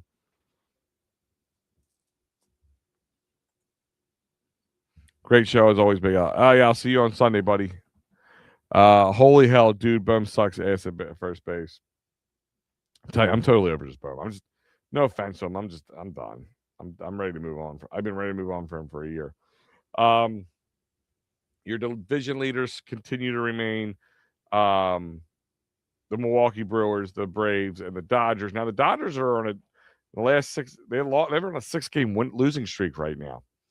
The Braves are on an 8-game winning streak, of course. So there's that. And Milwaukee just lost 1. They're 6-4 in their last 10. But Milwaukee right now has the best record in baseball at 72-44. Braves are right behind them at 70-45. And the Dodgers are at 69-46. Still all three better than the division leaders in American League. National League is definitely lopsided to the American League. Right now in your wild card, Chicago Cubbies are up. They're up pretty sizably, 6.5 games. over us, the Phillies, in the second place position. And Arizona is nipping at our heels at 61 and 55. And I said they're still ongoing, right? Right. But they might lose. Oh, actually, it might. Hold on, I might have to go back. They're still ongoing, right? Yeah. So right now it's mid-ninth. They're down 3-2. So we actually need the Dodgers to win this one. To be honest with you, we need the Dodgers to win this one. Hold on to the win. But and San Diego is not far behind them. They're only one game out of it. St. Louis is 3 games out of it. Miami's 3.5 games out of it. And the Reds are 4.5 games, with the Pirates 5 games, and Washington's 5 games. Everybody else is about double digits and out. But that's why I said you got to stack those wins up in August. Somebody to tell me why Bohm is purposely swinging it into the ground when a pretty simple fly ball ties the game. Please, please, ablation procedure yield results. Yeah, absolutely. Listen, I think the Phillies organization was all over him. He got, I'm gonna say, lucky, but between the injury to Aiden Miller and the way things started this season and the lack of choices helped him keep his job. Luckily, they're not doing out rings for August play. Yeah, right. I get it, but this I'm saying about the month of August is the type of competition they have. This is where they need to stack up. I got you. I got you on that. The Doling. But they need to stack it up because you got a lot of guys who want to either play a spoiler, or you got the Braves, your last 2 series against the Braves. You got the Mets, the Nats, the Marlins, Tampa Bay at the end of the season, Houston. I mean, it's kind of a murderer's row of sorts that they have to deal with. Let's take a trip down the old Broad Street bottom line.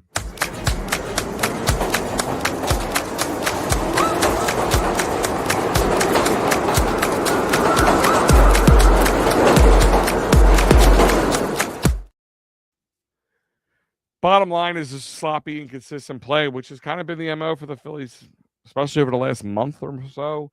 We're hoping the Luis Ariz effect would continue. Now they could still win. They could still win this series, but these are games that you got to win, and then when you got to capitalize when the time comes. Honestly, I don't give a rat's ass about the division. No, I honestly, Nooms, I've said it numerous times. I do not want them to win. I need a humble, hungry team, to be honest. Braves lost. Whoopee. Yeah, right, MP. I mean, I don't care about the Braves losing as much, but hey, it does help us a little bit in some ways. But technically, they're the second best team in baseball right now. So there's that. Their 8-game winning streak comes to an end. Right? I guess you got to humble them now and then. But that's it. Like we move some pieces around. Do we move enough pieces around? Probably not. Do we do enough to make us a little better? Yeah, I'd say so, but not enough to move the needle in my eye. Looks to me like the glove is being held a little different with the splitter tonight. He telegraphed it a number of times. Yeah, I don't know what's going on with him. If there's a little bit of a tiredness, if there's a little bit of injury or whatever, hasn't been as crisp lately as we're used to seeing. And the problem with us not having enough starting pitching is giving him a night off or extending his time in between, allowing him to get a little air is going to be few and far between. But guys, we are at the 2-hour marker tonight. I want to thank you for joining me. I'll see you guys Sunday morning again with Mike Galaro for Philly AM Sports with me and my man Mike Galaro. We'll be talking about the Phillies, hopefully see what's going on. MP Ariz has been talking too much to Kevin Long, hasn't hit in 2 games. Listen, he's batting .324. I get it, but doesn't mean you're going to hit in every game. They knew half of those splitters are coming. Absolutely. But guys, I want to thank you for joining me. I will see you back on Sunday. It's been a long 2 hours. Sorry, I'm getting a little exhausted here, but no breaks, and I got to pee like a racehorse. So guys, I will talk to you next time. Enjoy the rest of your evening, and I'll see you guys all on Sunday morning.